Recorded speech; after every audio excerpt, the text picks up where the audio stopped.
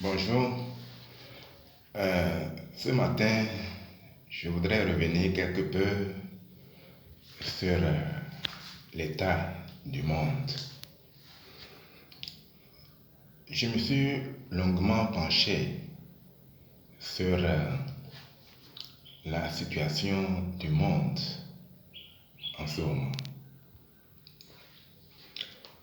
J'ai demandé à Dieu de me révéler quel est l'état de chaque pays dans le monde, en particulier les pays africains. Dieu m'a montré l'état des pays actuels dans le monde. L'Occident, en général, est représenté par un bâtiment construit sur du sable, à la plage. Un bâtiment qui n'a pratiquement pas de fondation. Donc, que ce soit les États-Unis, la France, la Grande-Bretagne, l'Allemagne, ainsi de suite, sont des bâtiments construits sur du sable. C'est ce que j'ai eu dans la vision. Ensuite, j'ai eu l'état des pays du Golfe, du Moyen-Orient, de l'Arabie Saoudite et de l'Afrique du Nord. Ce sont des pays qui sont représentés par des bâtiments construits sur de l'argile.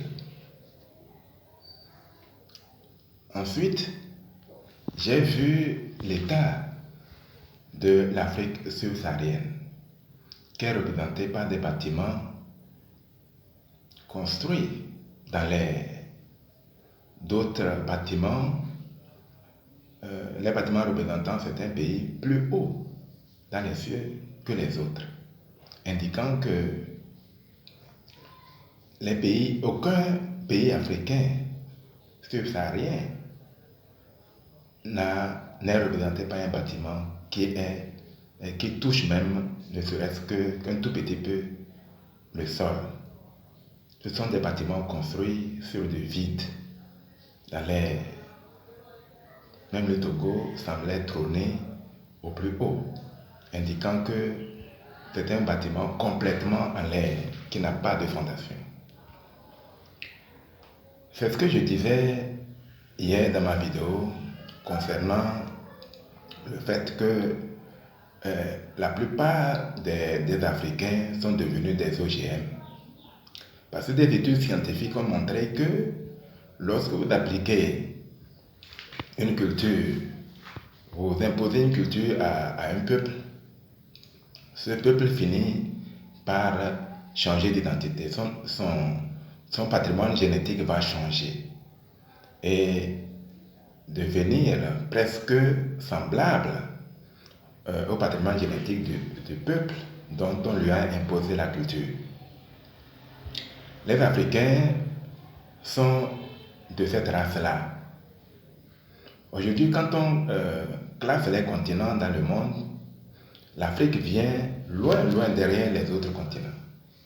Parce que dès la décolonisation, qui est véritable pour la plupart des pays du monde, ces pays sont retournés à leur tradition, ces pays sont retournés à leur langue, ces pays sont retournés à leur culture. La Chine parle le chinois et ils ont des traditions chinoises. Les États-Unis étaient une colonie britannique, mais ce pays est peuplé essentiellement d'Anglais, d'Européens. Et par conséquent, conserver l'anglais n'est pas un problème. Conserver la langue, la culture anglaise n'est pas un problème pour eux. Mais la distance culturelle entre la France et l'Afrique, l'Angleterre et l'Afrique est tellement grande qu'on ne devrait pas du tout conserver ni la langue ni la culture française ou anglaise. Parce que le faire, c'est comme imposer aux souris le comportement des oiseaux ou des aigles. À un moment donné, les souris vont devenir comme des aigles ou des oiseaux ne pouvant pas voler, nous ne pouvons plus chasser normalement, nous ne pouvons plus trouver la nourriture, et ils attendront toujours que les aigles leur apportent la nourriture, ils attendront toujours que les oiseaux leur apportent la nourriture. C'est l'état réel des Africains. Vous pouvez voir un Africain, professeur agrégé, mais qui n'a aucune substance réelle, qui ne pèse absolument rien, parce qu'il n'a pas de fondement culturel. Sa seule culture est ce qu'il a appris dans les livres européens. Donc, en me concentrant sur le Togo, c'est un bâtiment complètement en l'air qui n'a pas de fondation. Et quand on regarde de plus près, on voit que les pays européens qui sont représentés, les pays occidentaux qui sont représentés par des bâtiments construits sur du sable, indiquent que progressivement ces pays-là ont abandonné leurs valeurs, les valeurs de base. Les pères fondateurs de ces pays avaient une culture religieuse assez approfondie. Quand bien même elles n'étaient pas la meilleure religion, c'était des religions, même si elles sont d'inspiration sataniste, c'était des religions. On ne peut jamais bâtir un pays sur juste la connaissance humaine ou les philosophies humaines. Donc finalement, actuellement, l'Europe est construite, l'Occident est construit sur des philosophies humaines. C'est pour cette raison que ces pays-là sont représentés par des bâtiments construits sur du sable. S'il y a une tempête violente aujourd'hui, ces pays vont disparaître. Ces pays vont s'écrouler. Prenez par exemple le mensonge, l'hypocrisie. J'ai fait longtemps la France, je sais que c'est un pays essentiellement hypocrite.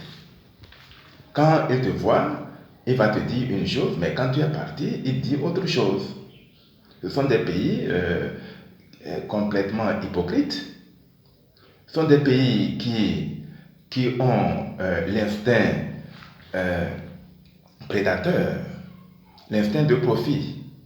Ces pays-là sont fondés sur ce qu'on appelle la maximisation du profit, oubliant l'écosystème économique.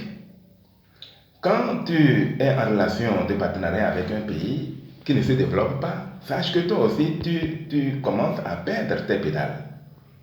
Les pays doivent se développer pareillement, également. C'est en ce moment-là que chacun tire profit de l'autre parce que chaque pays développe son potentiel.